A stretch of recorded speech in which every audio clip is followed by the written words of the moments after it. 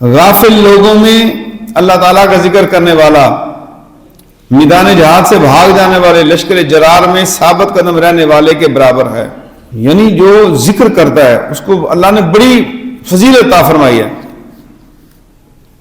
اور جب کچھ لوگ ایک مجلس منعقد کریں اللہ تعالیٰ کے ذکر کی، یعنی ایک مجلس قائم کرتے ہیں، کوئی بھی مجلس ہے، وہ نکاح کی مجلس ہے، وہ کوئی بھی مجلس ہے، اور اس میں اللہ کا ذکر نہیں کیا جاتا اور منتشر ہو جاتے ہیں، جدا ہو جاتے ہیں.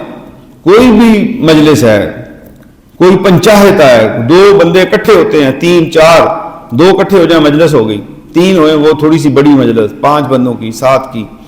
دنیا کے کسی کام کے لیے بھی لوگ اکٹھے ہوئے ہیں، بغیر ذکر کیے منتشر ہو گئے، جدا ہو گئے، تو گویا ایک مردار گدھے کے کھانے سے فارغ ہو کر وہ منتشر ہوئے ہیں. اور قیامت کے دن یہ مجلس انتہائی افسوس کا موجب بن جائے گی ان کے لیے، بڑی تکلیف دہ عمل ہوگا. اور جو شخص کسی راستے پر چلا، سفر میں گیا، اور اس دوران اس نے اللہ کا ذکر نہیں کیا، اور وہ شخص جو بستر پر گیا سونے کے لیے اور اللہ کا ذکر نہیں کیا، یہ ان کے لیے افسوس اور محرومی کا باعث ہوگا قیامت والے دن. اس لیے کم از کم بستر پہ سوتے وقت جب جائیں تو دایاں پاؤں اپنے بیڈ اور بستر پہ رکھیں اور ساتھ ہی فوراً پڑھیں بسم اللہ الرحمن الرحیم.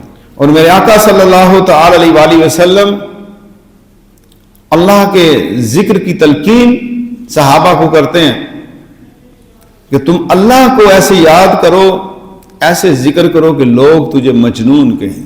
اور اللہ صلی اللہ علیہ وسلم کثرت سے تکبیر پڑھا کرتے، اللہ اکبر اللہ اکبر اللہ اکبر اللہ اکبر. اور تقدیس بھی اللہ کی بہت کثرت سے پڑھتے تھے، سبحان اللہ سبحان اللہ سبحان اللہ المالک القدوس. اس کو تقدیس کہتے ہیں، اللہ اکبر کو تکبیر کہتے ہیں، اور سبحان اللہ کو کیا کہتے ہیں؟ تقدیس کہتے ہیں. اور کثرت سے تحلیل کیا کرتے، لا الہ الا اللہ لا الہ الا اللہ لا الہ الا اللہ. اب یہ 3 ذکر میں نے بڑے آسان بتائے جو حضور صلی اللہ علیہ وسلم اپنی زندگی میں چلتے پھرتے کرا کرتے تھے. اللہ اکبر سبحان المالک القدوس لا الہ الا اللہ الحمدللہ. تو یہ تسبیح تقدیس اور تحلیل کا پڑھنا ضرور اختیار کرو، حضور صلی اللہ علیہ وسلم نے فرمایا. اور ان سے غافل نہ ہو اور رحمت خداوندی سے محروم نہیں ہونا. اگر تم یہ ذکر کرو گے رحمت خداوندی سے محروم نہیں ہوگے اور اللہ کے ذکر میں سبقت لے جاؤ. میرے پاک پروردگار کے پیارے محبوب نبی کریم صلی اللہ تعالی علیہ وآلہ وسلم نے فرمایا، مجھے یہ بات زیادہ پسند ہے کہ میں ایسی قوم کے ساتھ بیٹھوں جو صبح کی نماز کے بعد سورج کے طلوع ہونے تک اللہ تعالیٰ کا ذکر کرتے ہوں. حضور صلی اللہ علیہ وسلم نے خود فرمایا، میں اس جماعت کے ساتھ بیٹھنا چاہتا ہوں، ایسی قوم کے ساتھ بیٹھوں جو صبح کی نماز سے لے کے سورج کے طلوع ہونے تک اللہ تعالیٰ کا ذکر کرنے میں مصروف ہوں. اور اس بات سے کہ میں حضرت اسماعیل علیہ السلام کی نسل سے 4 غلام آزاد کروں، اور اسی طرح 4 غلام آزاد کرنے سے مجھے یہ بات زیادہ پسند ہے کہ میں اس قوم کے ساتھ بیٹھ جاؤں جو عصر کی نماز کے بعد سورج کے غروب ہونے تک اللہ کے ذکر میں مشغول ہے. یہ کتنا بڑا درجہ بتایا. صبح نماز سے لے کے سورج نکلنے تک ایسے لوگوں کے ساتھ بیٹھوں جو اللہ کا ذکر کرتے ہوں.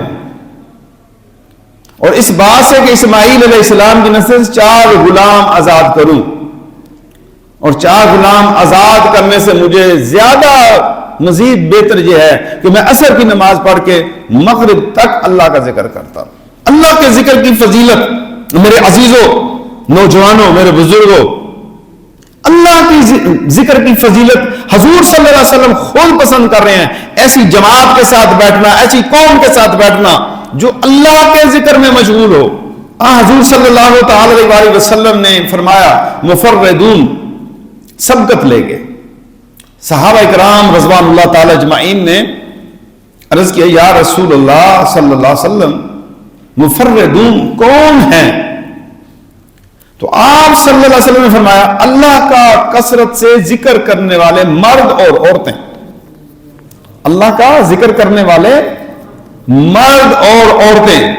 حضور صلی اللہ تعالی وسلم نے فرمایا اللہ تعالیٰ کا ذکر کا شوق رکھنے والے لوگوں سے ذکر اللہ گناہوں کا بوجھ دور کر دے گا.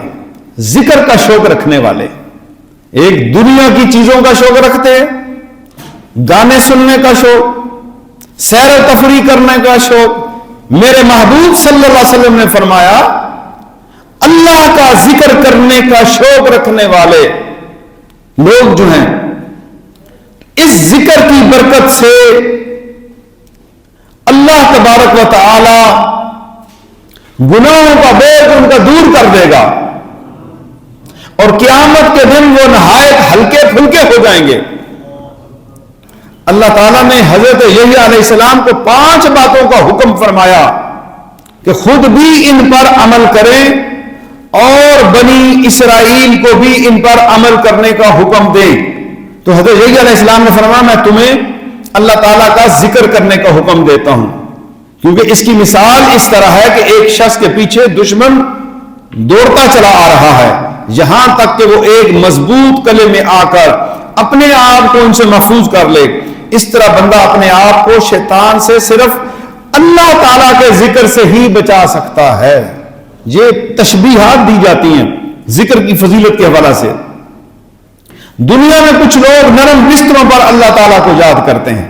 یہ ضروری نہیں ہے کہ آپ باقاعدہ کوئی خاص ماحول بنائیں گے. اب یہاں پر بستروں پر بھی ذکر کرنا اور بیٹھے ہوئے اللہ کا ذکر کرنا, کھڑے ہوئے اللہ کا ذکر کرنا, لوگوں کے درمیان اللہ کا ذکر کرنا, تنہائیوں میں اللہ کا ذکر کرنا. یہ جو لوگ ہوں گے جن لوگوں کی زبانوں پر ہر وقت اللہ تعالیٰ کا ذکر ہوگا اور ذکر سے تر رہیں گی, وہ جنت میں مسکراتے مسکراتے داخل ہو جائیں گے. اتنی زیادہ ان کو اللہ تبارک و تعالی نے وہ خوشی دینی ہے اور اتنا زیادہ انہیں اللہ پاک نے برکتیں عطا فرمانی ہیں.